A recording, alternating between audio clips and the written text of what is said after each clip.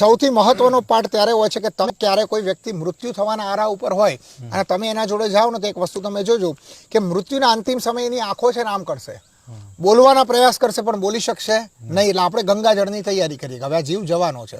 એ જે આમ કરે છે ને એ હકીકતમાં વાસ્તવિકતા એ છે કે એને જે છે ને એ મૃત્યુ આવે ને એટલે આખા જીવનનું જે પિક્ચર છે ને એનું ટેલર છે ને 1 થી 2 મિનિટમાં રજૂ થાય. એટલે નક્કી કરે કે આ ખોટું કર્યું, આમે આના પૈસા લીધા, આના નથી લીધા. અને આ બધા વિચાર કરતા કરતા એનો જે અંતિમ વિચાર હોય ને, અંતિમ વિચાર એનો આગલો જન્મ નક્કી કરે.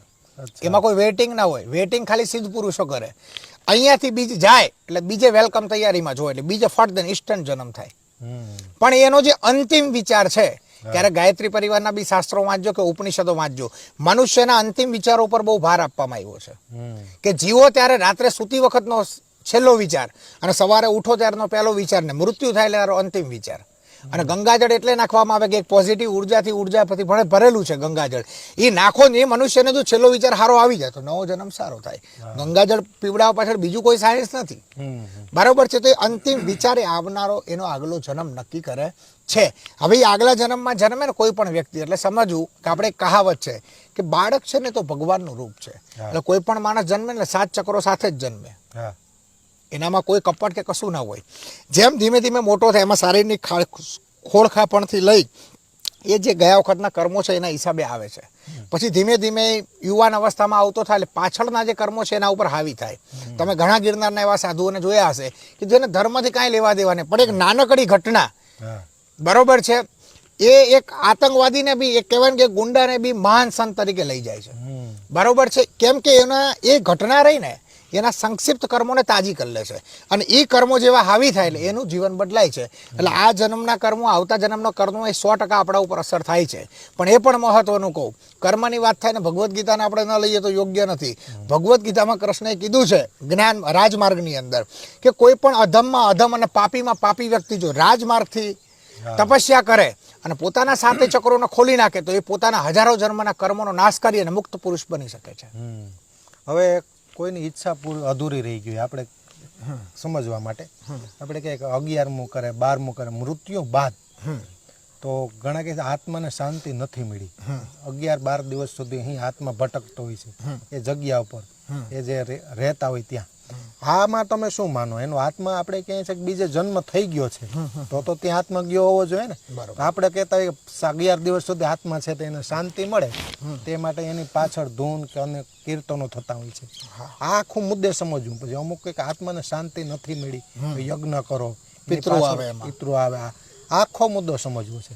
ચાલો હવે આને આપણે છે ને એક શાસ્ત્રોત, સામાજિક અને વૈજ્ઞાનિક તથ્ય સાથે લઈએ. હવે પહેલાં તો એ છે કે આત્મા જે છે ને ભગવદ્ ગીતાનો અધ્યાય 2 શ્લોક નંબર 17 થી 24 ને સમજીએ એટલે કહે છે ઈશ્વર કૃષ્ણ ભગવાન કે પાર્થ આત્મા નિત્ય હે, સનાતન હે, શાશ્વત હે. મતલબ આત્માનો કોઈ જન્મ કે મરણ થતું નથી. શરીર 5 તત્વોનું છે એટલે એ આ જન્મમાં બને છે ને આ જન્મમાં નાશ પામી જાય છે. જે પુનર્જન્મ થાય છે ને જીવ અને મનનો થાય છે, એટલે આપણી ઈચ્છાઓનો પુનર્જન્મ થાય છે. એટલે જે કાંઈ ભટકે છે પણ આપણે શું છે એટલે પિક્ચર ને એના રૂપની અંદર હવે આપણે એના આત્મા શબ્દ લઈએ છીએ તો આપણે એને જો આત્મા લેતા હોય તો પરમાત્મા અલગ છે એનાથી. આપણે એ વિષયથી ચાલીએ. તો હવે તકલીફ એ છે કે તમને પ્રશ્ન એ છે કે આ જન્મમાંથી સીધો ઇન્સ્ટન્ટ જન્મ લઈ લે તો 11 દિવસની પાછળ ક્રિયા કરવી. હકીકતમાં છે ને 11 દિવસની ક્રિયા નથી, પાછળ દાડો રાખે, 13મા દિવસે જમણવાર રાખે. આ તો હવે ટૂંકી થઈ ગઈ. આ 1 વર્ષની પ્રક્રિયા હતી. કેટલા વર્ષની? 1 વર્ષની પ્રક્રિયા. એમાં એક ઉદાહરણ તમને આપું. કોઈ ઘરનું સ્વજન મૃત્યુ થયું હોય ને તો એના કપડાનો કા આપણે નાશ કરશું અથવા બીજાને પહેરવા આપશું, આપણે વાપરતા નથી. પાકું છે ને?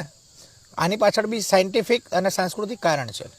તો હવે કે જીવ સીધો બીજા જન્મમાં જન્મ લઈ લીધો તો આ પાછળની ક્રિયા તો ગાંડાપણું થયું ને વિજયભાઈ. પ્રશ્ન તો આ થાય ને.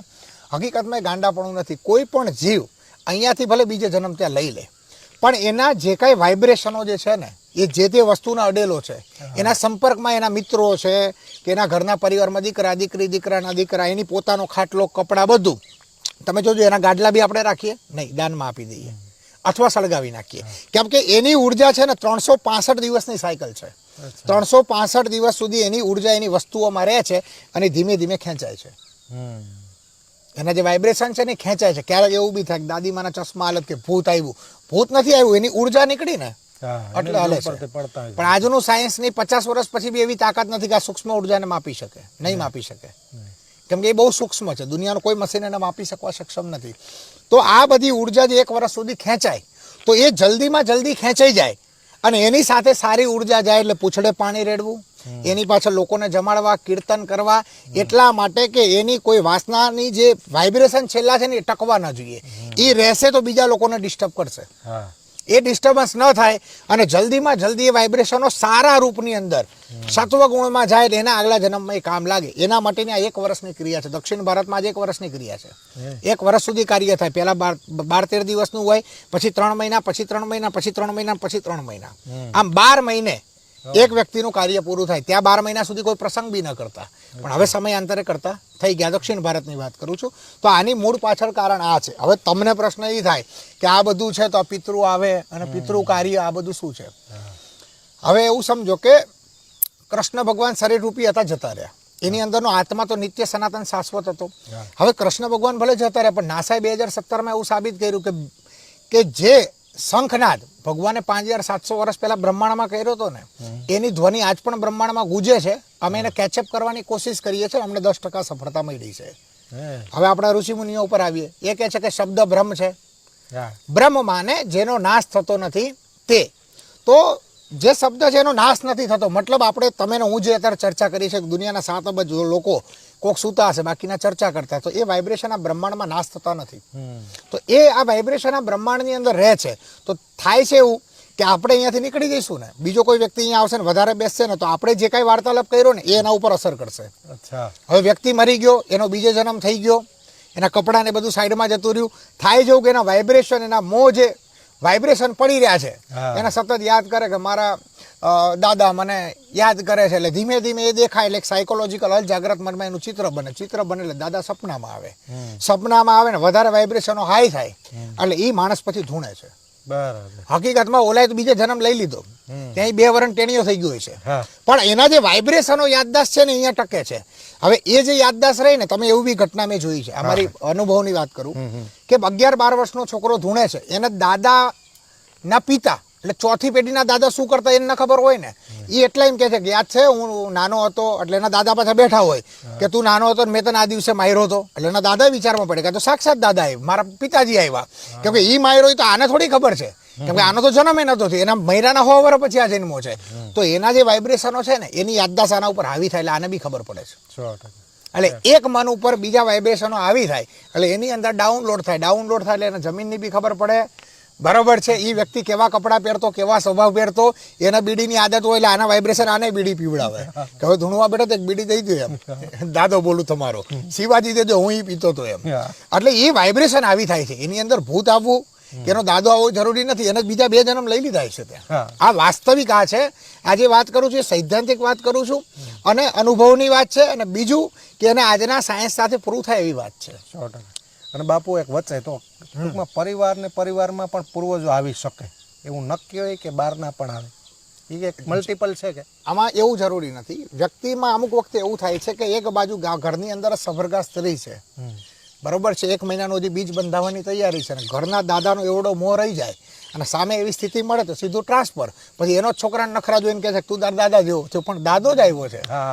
એટલે આવું પણ બને છે. પણ મનુષ્યની અંદર એવું નથી કે પરિવારમાં જ જન્મે. આફ્રિકાનો માણસ ભારતમાં બી જન્મે ને ભારતનો વ્યક્તિ અમેરિકામાં પણ જન્મે.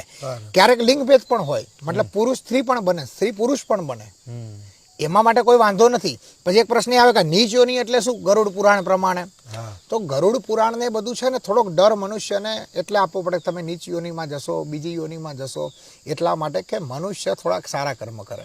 તો સારા માટે બોલેલું જૂઠ પણ છે, એ શાસ્ત્રોમાં છે. એ જૂઠ નથી, એ સત્ય છે. બરોબર છે. પણ હકીકતમાં નીચ યોની એટલે એવું છે કે વ્યક્તિ જ્યાં જન્મે એવા કારમાં જ એવા નીચ હોય તો નીચ યોની થઈ ને. આપણે ઘણા જોઈને નથી કહેતા ભૂંડ જેવો છે, તો એ નીચ યોની થઈ ને. એના માટે ભૂંડ થવું જરૂરી નથી, પણ મનુષ્ય થાય છે, પણ એની અંદર પણ એના કામ નીચતા અને પશુતાના હોય તો એ નીચ યોની છે. બરાબર. આ ગરુડ પુરાણ